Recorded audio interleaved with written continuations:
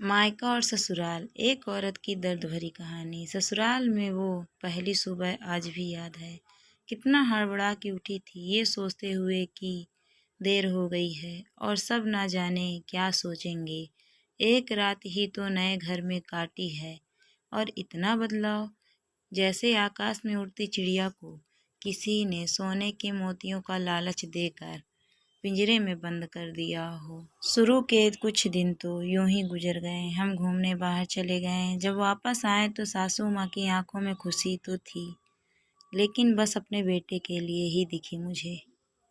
सोचा शायद नया नया रिश्ता है, एक दूसरे को समझते देर लगेगी, लेकिन समय ने जल्दी ही एहसास करा दिया कि मैं यहाँ बहू हूँ, जैसे चाहूँ वैसे नहीं रह सकती।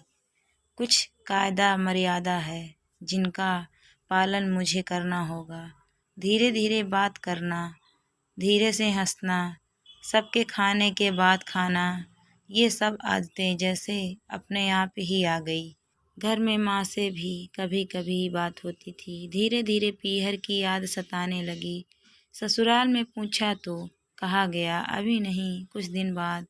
जिस पति ने कुछ दिन पहले ही मेरे माता पिता से यह कहा था कि पास ही तो है, कभी भी आ जाएगी, उनके भी सुर बदले हुए थे। अब धीरे धीरे समझ आ रहा था कि शादी कोई खेल नहीं, इसमें सिर्फ घर नहीं बदलता बल्कि आपका पूरा जीवन ही बदल जाता है। आप कभी भी उठ के अपने पीहर नहीं जा सकते, यहाँ तक कि कभी याद आए तो आपके पीहर वाले भी बिन पूछे नहीं आ सकते। पीहर का वो अल्हड़प्पन, वो बेबाक हंसना, वो झूठे मुँह रसोई में कुछ भी छू लेना, जब मन चाहे तब उठना, सोना, नहाना, सब बस अब यादें ही रह जाती है। अब मुझे समझ आने लगा था कि क्यों विदाई के समय सब मुझे गले लगा कर रो रहे थे। असल में मुझसे दूर होने का एहसास तो उन्हें हो ही रहा था, लेकिन एक और बात थी जो उन्हें अंदर ही अंदर परेशान कर रही थी कि जिस सच से उन्होंने मुझे इतने साल दूर रखा, अब वो मेरे सामने आ ही जाएगा। पापा का ये झूठ कि मैं उनकी बेटी नहीं बेटा हूँ, अब और दिन नहीं छुप पाएगा।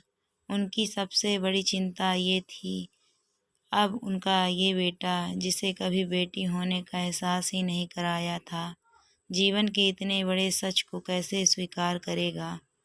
माँ को चिंता थी कि उनकी बेटी ने कभी एक गिलास पानी का नहीं उठाया तो इतने बड़े परिवार की जिम्मेदारी कैसे उठाएगी।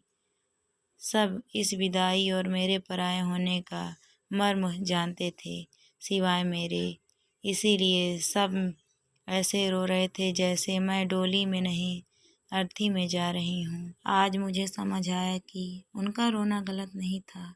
हमारे समाज का नियम ही ये है, एक बार बेटी डोली में विदा हुई तो फिर वो बस मेहमान ही होती है घर की। फिर कोई चाहे कितना ही क्यों न कह ले कि ये घर आज भी उसका है, सच तो ये है कि अब वो कभी भी यूं ही अपने उस घर जिसे मायका कहती है नहीं आ सकती। हजारों समस्याओं और परेशानी आने पर भी उसी को हल करना है, हंसते हुए, गम छुपाते हुए। क्या यह किसी तपस्या से कम है? दोस्तों, आपको कहानी कैसी लगी? अगर अच्छी लगी तो लाइक शेयर ज़रूर करें। वीडियो को पूरा देखने के लिए आपका बहुत बहुत धन्यवाद।